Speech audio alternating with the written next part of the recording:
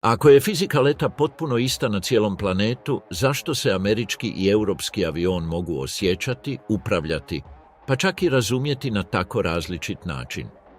Dvije industrije koje se suočavaju s istim izazovima pri letenju, prijevozu putnika i održavanju sigurnosti, razvile su filozofije dizajna koje kao da pripadaju suprotnim svjetovima.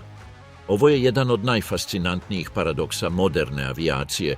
Pravila su univerzalna, ali rješenja nisu. S jedne strane je Boeing, američki div koji je desetljećima branio filozofiju leta usmjerenu na pilota, s tradicionalnim komandama, kabinom više orijentiranom na izravnu intervenciju i pristupom u kojem ljudsko djelovanje zadržava glavnu ulogu.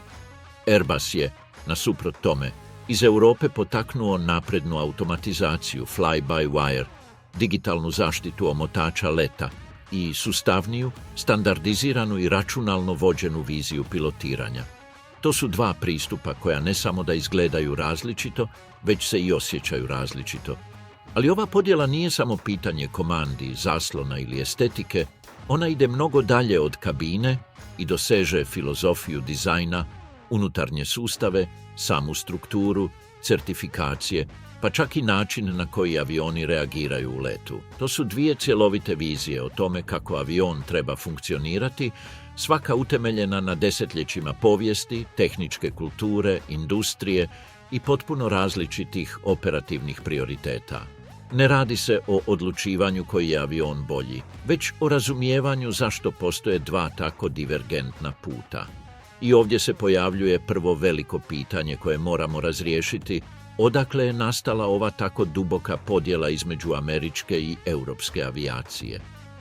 Da bismo pronašli taj odgovor, potrebno je vratiti se mnogo prije Airbusa i Boeinga, do trenutka kada su obje industrije počele poprimati oblik u potpuno različitim povijesnim kontekstima.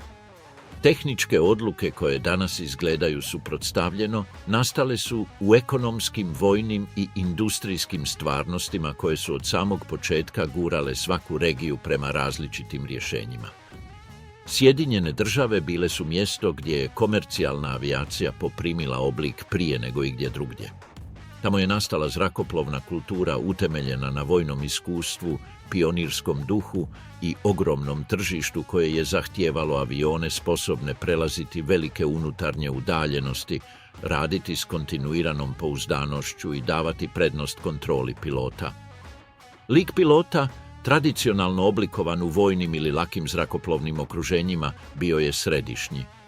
To je dovelo do toga da su tvrtke poput Boeinga učvrstile jasnu filozofiju, izravnije komande, sustave koji daju prednost ručnom osjećaju i strukture osmišljene za intenzivnu, brzu i kontinuiranu upotrebu. Potražnja za golemim domaćim letovima potaknula je dizajn svestranih, robusnih aviona optimiziranih za rad tisućama sati svake godine. Europa, naprotiv, nije započela s ujedinjenom industrijom. Francuska, Njemačka, Španjolska, Ujedinjeno Kraljevstvo i Italija imali su odvojene proizvođače, manje kompanije i različite tehničke vizije koje pojedinačno nisu mogle konkurirati industrijskoj veličini Sjedinjenih Država. Kontinent je trebao zajedničku strategiju i tako je desetljećima kasnije nastalo ono što će se na kraju pretvoriti u Airbus, multinacionalni projekt osmišljen za razvoj modernih, učinkovitih i visoko standardiziranih aviona. Dolaskom kasnije u komercijalnu avijaciju velikih razmjera, europska škola mogla je od ranih faza integrirati napredne elektroničke sustave, fly-by-wire kontrole i filozofiju automatizacije, koja će na kraju redefinirati način pilotiranja. Iz tih različitih korijena počinje se razumijevati pravi jaz između obje filozofije, jer se svaka industrija od samog početka razvijala odgovarajući na vrlo različite potrebe. Sjedinjene Države razvijale su svoju avijaciju kroz masovnu i operativnu praksu, dok ju je Europa poticala kroz zajedničku inovaciju i suradničko inženjerstvo. Dok je Boeing odgovarao na već konsolidirano tržište, Airbus je nastao kako bi izgradio modernu alternativu sposobnu globalno konkurirati. Jedan je evoluirao iz tradicije i iskustva, drugi iz tehnološke integracije i digitalizacije. Ovi povijesni korijeni objašnjavaju zašto svaki od njih svoje avione osmišljava na različit način. U Sjedinjenim Državama filozofija se postupno učvrstila oko ideje da pilot mora imati izravnu kontrolu nad avionom uz sustave koji pomažu, ali ne interveniraju. U Europi se naprotiv vizija od samih početaka usredotočila na to da računalo može pomoći u izbjegavanju ljudskih pogrešaka, zaštiti omotač leta i poboljšati operativnu učinkovitost. Obje ideje su valjane, obje funkcioniraju i obje proizlaze iz duboko različitih konteksta. I te razlike nisu ostale u prošlosti.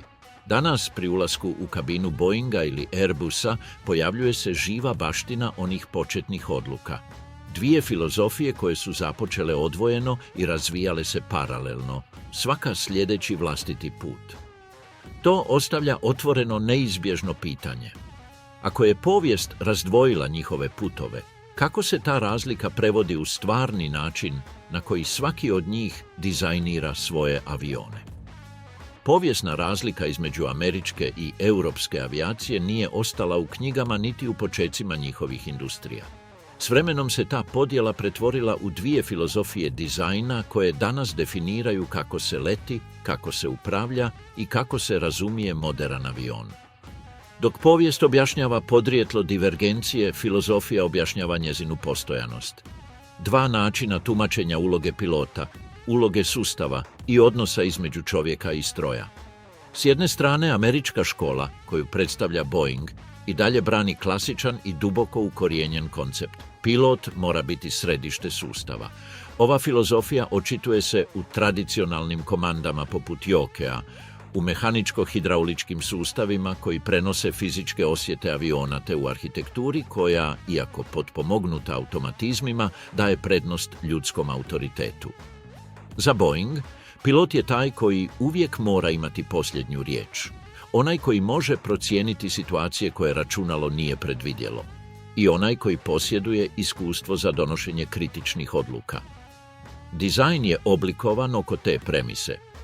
Ljudska intervencija ne smije biti umjetno ograničena. S druge strane pojavljuje se europska škola obilježena Airbusom, koja je od lansiranja A320 uvela potpuno drugačiju filozofiju temeljenu na naprednoj automatizaciji i digitalnoj zaštiti kao osi dizajna. Sustav fly-by-wire zamjenjuje mehaničke komande elektroničkim signalima i omogućuje razvoj zakona upravljanja koji održavaju avion unutar sigurnih parametara. Sidestick, manji i bez izravne fizičke povratne informacije, dio je ove vizije. Pilot unosi komande, a sustav procjenjuje prelaze li te naredbe omotač leta, ograničavajući ili prilagođavajući manevar kada je potrebno kako bi se izbjegle opasne situacije. To je filozofija u kojoj stroj aktivno sudjeluje u sprječavanju ljudske pogreške. Ova konceptualna razlika prožima cijelo iskustvo leta. Postoji filozofija u kojoj kontrola proizlazi iz izravnog osjećaja aviona, iz kontakta s komandama i iz taktilne interpretacije pilota. I druga u kojoj se ponašanje razumije kroz digitalnu logiku i apstraktnije sučelje u kojem računalo filtrira radnje. Jedna je usmjerena na to da ljudska odluka postavi granicu, druga je orijentirana na zaštitu zrakoplova i sprječavanje da bilo koji manevar odvede letjelicu izvan njezinih strukturnih ili aerodinamičkih granica. Ta udaljenost između pristupa također postaje vidljiva u dizajnu kabina. Alarmi, raspored sustava, način na koji se prioritetiziraju poruke i automatski modovi odgovaraju tim suprotnim filozofijama. Boeing koncentrira komande na klasičan način s fizičkom povratnom informacijom i manjom intervencijom računala. Airbus se oslanja na zaslone, integrirane automatizme i sustav koji aktivno sudjeluje u sigurnosti. Nijedna nije bolja od druge, jednostavno odgovaraju različitim logikama o tome što avion treba učiniti kada pilot djeluje na granici. Ta se ista razlika također odražava u načinu na koji svaki od njih razumije sigurnost. Obje su filozofije pokazale iznimnu robusnost i do tog rezultata dolaze različitim putevima. Jedna se oslanja na prosudbu iskusnog pilota, druga na sustave sposobne spriječiti opasne manevre, čak i kada ih sam pilot započne pogreškom. Nije riječ o natjecanju između pristupa, već o drukčijem tumačenju odnosa između čovjeka i stroja. I te razlike ne ostaju samo u kabini ili na komandama. Filozofija dizajna također određuje kako je strukturirana unutrašnjost aviona, arhitektura sustava, način na koji su računala povezana, redundancija ožičenja i duboke inženjerske odluke. Ono što se vidi u kokpitu samo je vrh ledenog brijega. To nas vodi do neizbježnog pitanja. Ako te filozofije već mijenjaju način pilotiranja aviona, kako utječu na unutarnji dizajn i arhitekturu njegovih sustava? Prava razlika počinje se primjećivati daleko od vidljivih komandi, u načinu na koji je svaki avion izgrađen iznutra. Tamo se pojavljuju distribuirani sustavi, redundantne rute i međusobno povezana računala koja čine nevidljivu strukturu sposobnu odrediti kako zrakoplov reagira, čak i prije nego što pilot dotakne neku komandu. U toj unutarnjoj arhitekturi filozofije dizajna prestaju biti ideja i postaju stvarno inženjerstvo. Moderan avion je u suštini golem sustav sastavljen od 1000 km ožičenja, više računala raspoređenih po trupu, aktuatora, senzora i redundantnih ruta koje jamče da svaka upravljačka površina funkcionira čak i ako nekoliko elemenata zakaže. Ono što je za putnika jednostavan, stabilan let, za inženjere je rezultat složene mreže sustava koji moraju pouzdano reagirati u svakoj okolnosti. U američkoj školi, koju predstavlja Boeing, unutarnja arhitektura polazi od ideje očuvanja autoriteta pilota čak i u situacijama kvara. Zbog toga mnogi Boeingovi avioni koriste tradicionalne mehaničko-hidrauličke sustave ojačane elektronikom, ali ne u potpunosti ovisne o njoj. Pilot prenosi naredbe putem kablova, poluga i hidrauličkih aktuatora koji pružaju izravan fizički osjećaj aviona. Redundancija se temelji na paralelnim i neovisnim kanalima. Ako jedan sustav zakaže, drugi preuzima kontrolu bez uvođenja elektroničkog filtra koji bi ograničio ljudsku odluku. Ova arhitektura daje prednost kontinuitetu ručnog pilotiranja i sposobnosti intervencije čak i u neočekivanim scenarijima. Europska škola, predvođena Airbusom, usvaja drukčiju logiku. Redundanciju temeljenu na digitalnoj obradi putem fly-by-wire sustava. Ovdje naredbe pilota ne pomiču izravno površine ni aktuatora. Umjesto toga, interpretiraju ih računala koja odlučuju kako izvršiti manevar unutar sigurnih parametara. Airbus koristi više računala paralelno, s trostruko ili četverostruko dupliciranim digitalnim kanalima, osmišljenima za usporedbu podataka, filtriranje pogrešaka i zaštitu omotača leta. Rezultat je arhitektura u kojoj sustav ne samo da prenosi naredbu, već je i analizira te je, ako je potrebno, ograničava. Ta se razlika također odražava u rasporedu ožičenja, gdje kod Boeinga mehanički i hidraulički sustavi zahtijevaju složene fizičke rute, tlačne cijevi, akumulatore i analogne elemente raspoređene duž trupa. U europskom pristupu velik dio tehničke težine premješta se na digitalne sabirnice, računala i električne aktuatora, što mijenja ne samo način na koji je avion ožičen, već i njegovo održavanje i dijagnostiku. Europska industrija oslanja se na snažan digitalni ekosustav koji omogućuje brzo otkrivanje kvarova zahvaljujući centraliziranim sustavima upravljanja i nadzora.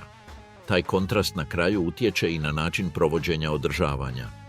Kod Boeinga su mnogi zadaci i dalje vezani uz fizičke komponente poput aktuatora, ventila i mehaničkih sustava koji zahtijevaju izravnu inspekciju, dok se kod Airbusa značajan dio dijagnostike oslanja na elektroničke alate sposobne pružiti brzo očitanje stanja sustava. Ipak, nijedan pristup nije jednostavniji od drugog, oba su iznimno složena i odgovaraju različitim tehničkim prioritetima. I sve to Ta nevidljiva arhitektura koja određuje kako avion razmišlja, reagira i komunicira sam sa sobom, ne ostaje samo u unutarnjim sustavima. Također na kraju utječe na odluke koje postaju vidljive izvana, na način na koji letjelica poprima oblik i kako se ponaša u zraku. To nas dovodi do sljedeće nepoznanice. Ako je unutarnja arhitektura već toliko različita, kako se ta razlika odražava u stvarnom obliku aviona, u njegovu vanjskom dizajnu i u njegovu aerodinamičkom ponašanju?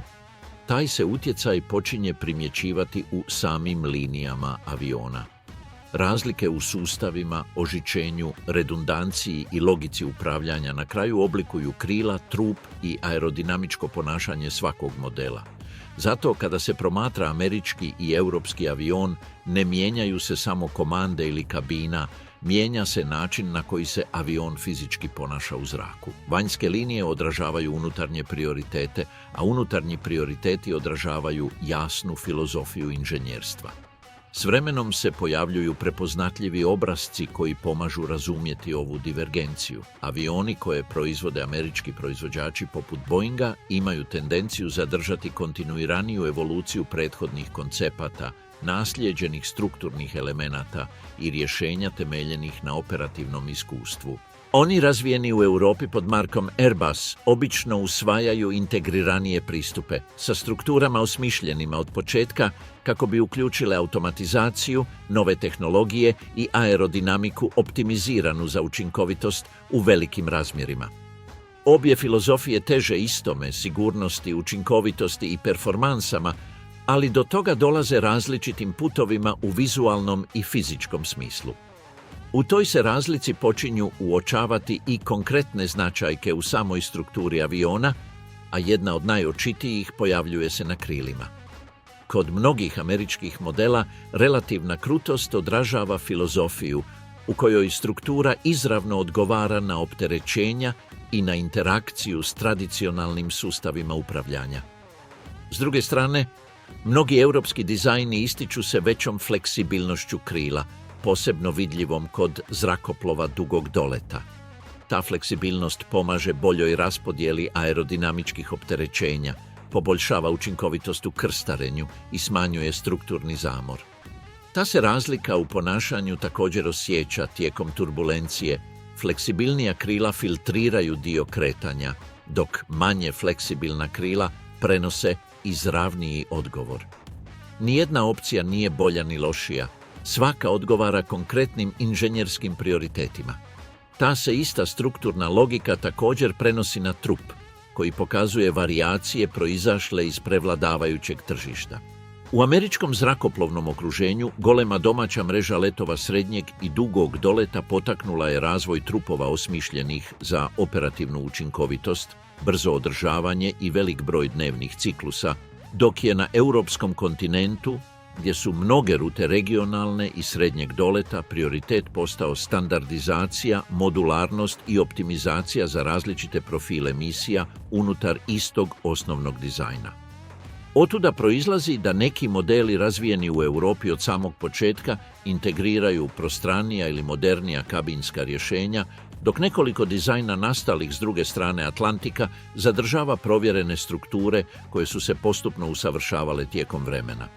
Polazeći od te iste strukturne logike, razlike postaju vidljive i na aerodinamičkoj razini.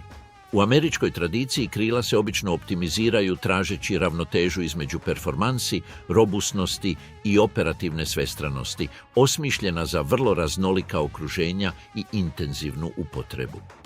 U Europi, naprotiv, tendencija je usmjerena prema profilima finije oblikovanima za učinkovitost u krstarenju i smanjenje potrošnje.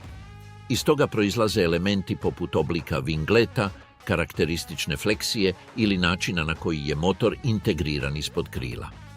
Aerodinamika odražava tržišne odluke, veću učinkovitost u određenim režimima leta ili veću robusnost u drugima. Te fizičke razlike ne primjećuju se samo izvana, jer se također osjećaju u letu. Putnici i posade primjećuju promjene u bočnoj stabilnosti, ponašanju u turbulencijama, raspodjeli težine i osjetljivosti aviona na promjene visine ili snage. To su izravni učinci načina na koji je odlučeno dizajnirati krila, trupove i unutarnje strukture. I sve to proizlazi iz prioriteta. Učinkovitost nasuprot kontinuitetu, fleksibilnost nasuprot krutosti i optimizacija nasuprot tradiciji. No, iako se te razlike čine isključivo proizvodom inženjerstva, postoji još jedan manje vidljiv faktor koji određuje dokle proizvođači mogu ići kada dizajniraju avion. Jer ne ovisi sve o tehničkoj filozofiji ni o industrijskoj povijesti. Postoje ograničenja koja uvjetuju svaku odluku, čak i prije nego što prvi nacrt poprimi oblik. Zato se pojavljuje središnje pitanje koje otvara sljedeći korak analize. Ako fizički dizajn odražava različite prioritete, kakvu ulogu imaju norme koje postavljaju ta ograničenja i po čemu se razlikuju američka i europska pravila kada dođe trenutak certificiranja tih dizajna? Fizičke i strukturne razlike između američkih i europskih aviona ne objašnjavaju se samo filozofijom dizajna ili industrijskom poviješću. One su također duboko uvjetovane regulatornim okvirom koji određuje dokle inženjerstvo može ići prije nego što avion napusti papir i postane zrakoplov certificiran za let. Unutar tog okvira nijedan proizvođač ne dizajnira u praznini, jer svaka odluka nastaje unutar granica koje nameću zrakoplovne vlasti s vlastitim kriterijima.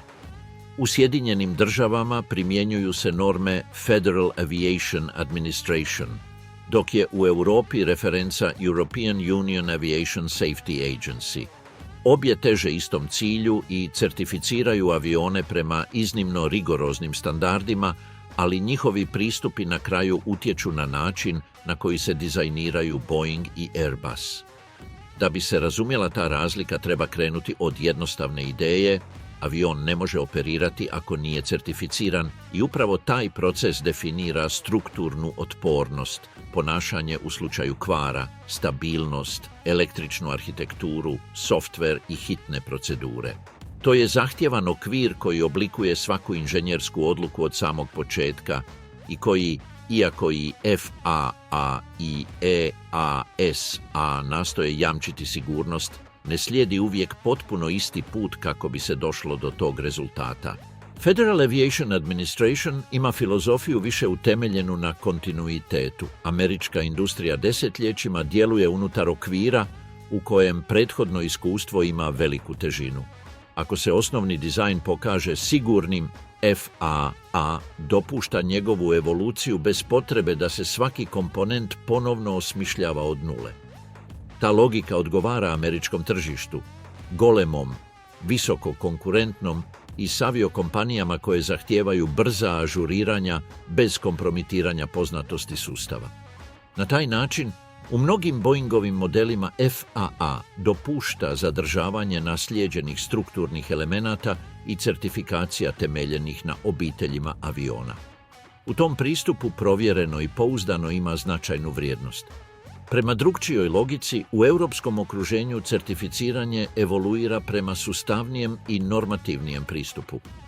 European Union Aviation Safety Agency usvaja kriterije koji daju prednost iscrpnim ispitivanjima, detaljnoj dokumentaciji i rigoroznoj validaciji novih sustava, osobito kada je riječ o automatizaciji, digitalnoj integraciji ili kritičnom softveru. EASA ima tendenciju nametati strože zahtjeve u pogledu redundancije, tolerancije na elektroničke kvarove i ponašanja fly-by-wire sustava. Europska logika manje se oslanja na kontinuitet, a više na multinacionalnu standardizaciju, tako da svaka inovacija mora biti certificirana uz jednaku razinu rigoroznosti za sve države članice. Te se razlike prevode u konkretne kriterije tijekom certificiranja.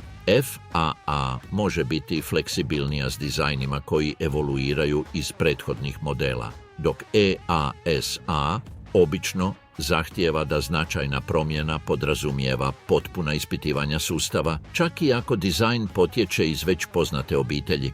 U elektroničkoj redundanciji EASA je obično stroža, dok FAA često dopušta pristupe temeljene na uspješnoj operativnoj povijesti.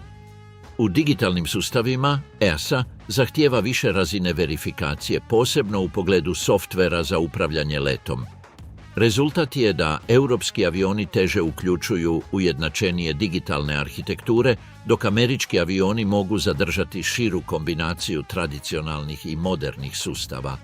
Ovaj pravni okvir uvjetuje oba proizvođača i na kraju utječe na način na koji razvijaju svoje zrakoplove. Boeing dizajnira uzimajući u obzir da FAA dopušta veću strukturnu kontinuitet unutar iste obitelji, dok se Airbus kreće u okruženju koje pogoduje potpunim i homogenim razvojem, kakvi su viđeni u linijama A320, A330 ili A350. Tako, više nego birajući suprotne putove, svaki proizvođač uči kretati se unutar granica koje definira njegov vlastiti regulatorni ekosustav. Oba su pristupa pokazala iznimnu sigurnost, ali njihova filozofska razlika objašnjava zašto se američki i europski avioni razvijaju na različite načine. Certifikacija ne samo da potvrđuje avion, već također određuje smjer koji će njegov dizajn slijediti od prve skice do posljednjeg ispitivanja.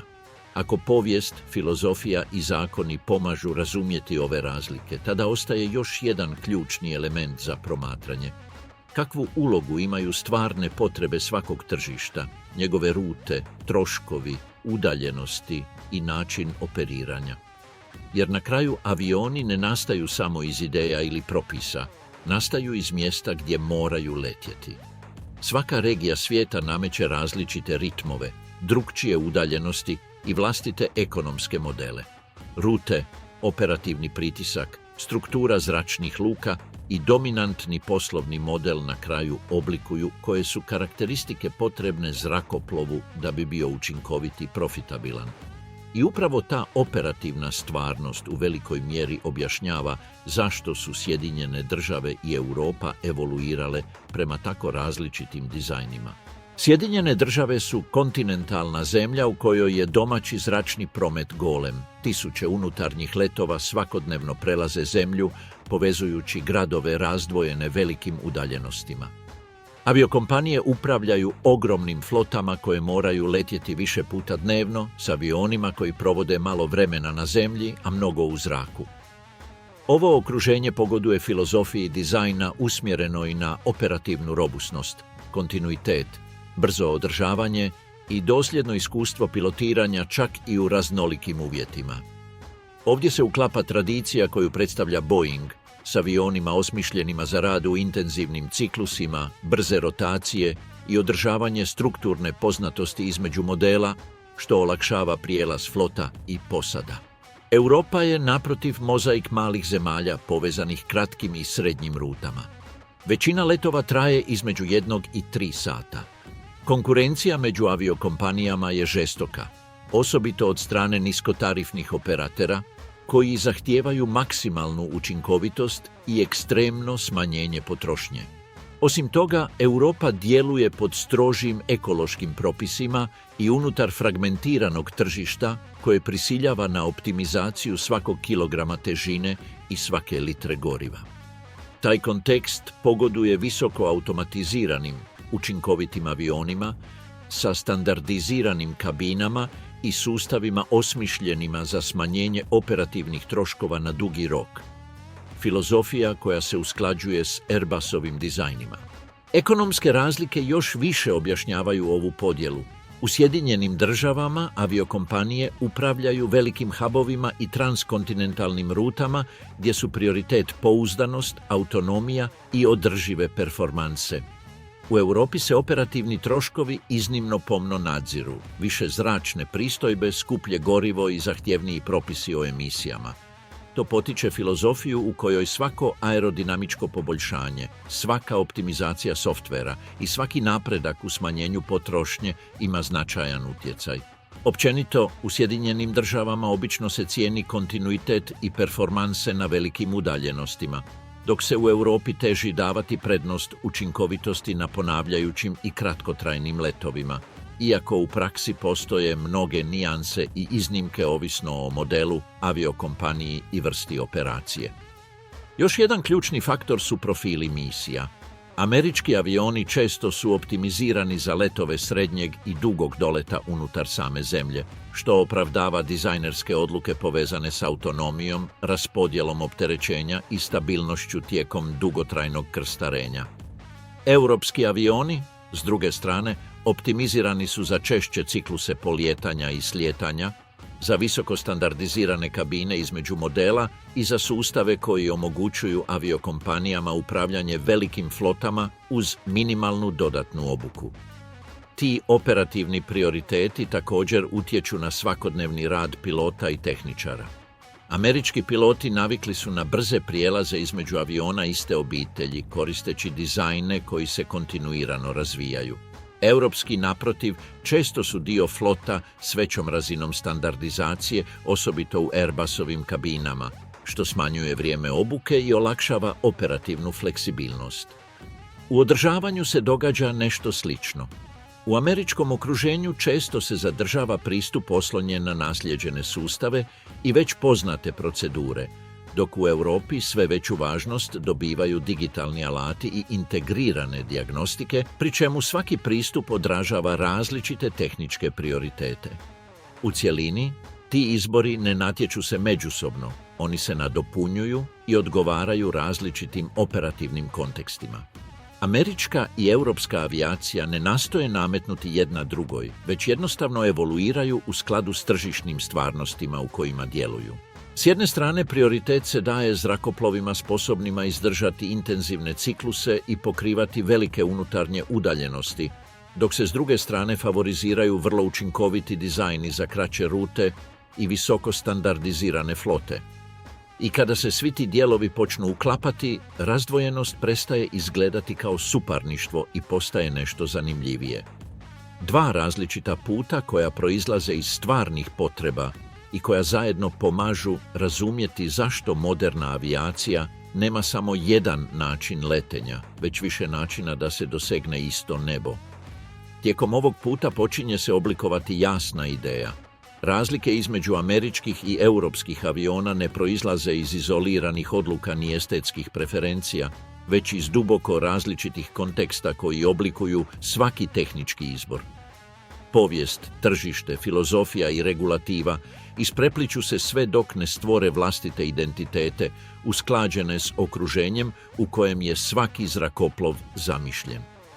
Tako pitanje koje je otvorilo ovo putovanje prestaje djelovati kao usporedba između suparnika i pretvara se u šire razumijevanje zašto postoje različiti načini dizajniranja istog sna o letenju. Kako putovanje napreduje, svaki sloj počinje se uklapati sa sljedećim. Zrakoplovna kultura, nastala iz različitih povijesnih konteksta, oblikuje dva načina razmišljanja o letu. Jedan bliži izravnoj kontroli pilota, a drugi oslonjen na automatizaciju i digitalnu zaštitu. Ta ideja ne ostaje u teoriji, prolazi kroz unutarnju arhitekturu, ožičenje, redundanciju i na kraju se odražava čak i u silueti aviona, u njegovim krilima, trupu i ponašanju u zraku. Tome se pridružuju različiti regulatorni okviri koji uvjetuju način certificiranja svakog dizajna, zajedno s operativnim stvarnostima koje potiču davanje prednosti određenim rješenjima, ovisno o rutama, troškovima i vrsti tržišta na kojem svaka letjelica mora djelovati. Sve to vodi nas do razumijevanja središnje ideje. Avioni se ne dizajniraju u tehničkom vakuumu, već unutar ekosustava koji kombinira povijest, inženjerstvo, regulativu i ekonomiju. Boeing i Airbus ne predstavljaju dva suprotstavljena tabora, već dvije različite logike unutar iste globalne avijacije. Svaka odgovara na vlastite izazove, tržišta i potrebe. I obje su izgradile izvanredno sigurne, napredne i učinkovite strojeve. Od sada, kada vidiš avion kako se kotrlja prema pisti ili se uzdiže u nebo, nećeš vidjeti samo trup i dva krila. Vidjet ćeš desetljeća tehničkih odluka, regulatornih kompromisa, operativnih prioriteta i različitih načina razumijevanja leta. Vidjet ćeš kako svaki proizvođač utiskuje svoj identitet u svaki detalj, od filozofije kabine do načina na koji se krila savijaju tijekom krstarenja. Razumjeti ove razlike omogućuje promatrati avijaciju s novom dubinom.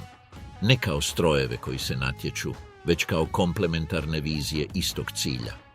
Ako ti se svidio ovaj video i želiš nastaviti otkrivati kako doista funkcioniraju strojevi koji pokreću svijet, pretplati se i pridruži nam se u sljedećim videima. Još mnogo toga treba istražiti u ovom fascinantnom svemiru inženjerstva i dizajna,